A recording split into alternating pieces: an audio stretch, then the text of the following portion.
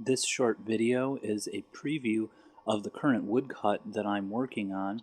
It will show the blocks as I'm working on them. It will give you an example of some sharpening of the tools as well as some of the carving that goes on, and give just a little bit of insight into the process of creating a wood block.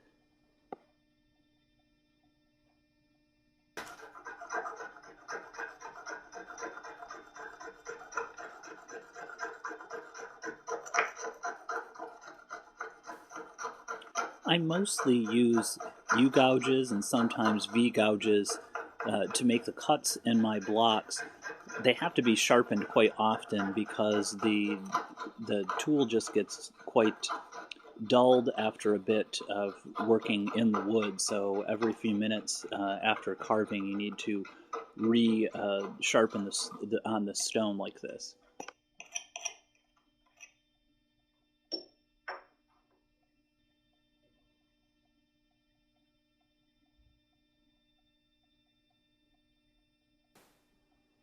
This particular image, which is composed basically of all of text, has quite delicate lines in it, and because of that, the U-gouge that I'm using here isn't being used in the traditional way.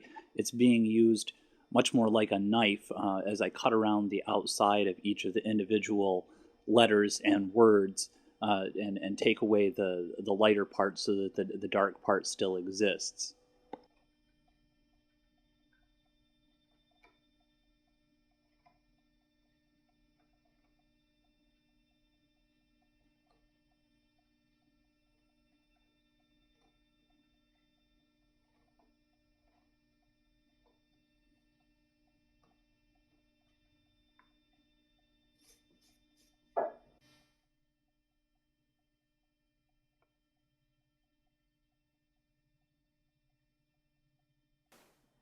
Even at this stage, you can see the form of the figure coming forth out of the text and becoming its own image.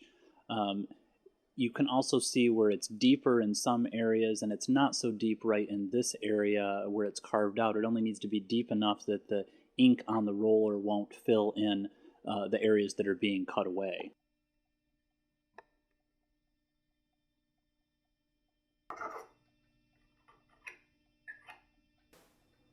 This wider U-gouge is typically used, or at least I typically use it, to cut away broader areas that are more open, where you can actually go deeper into the wood, and you need it to be deeper there because, again, the roller on the ink could fill into those areas. Traditionally, I have made a perimeter around the outside of the image. You can see that here. I actually use that for registration, but I have also taken to putting a polyurethane coat over the blocks and then framing them after I've completed the edition.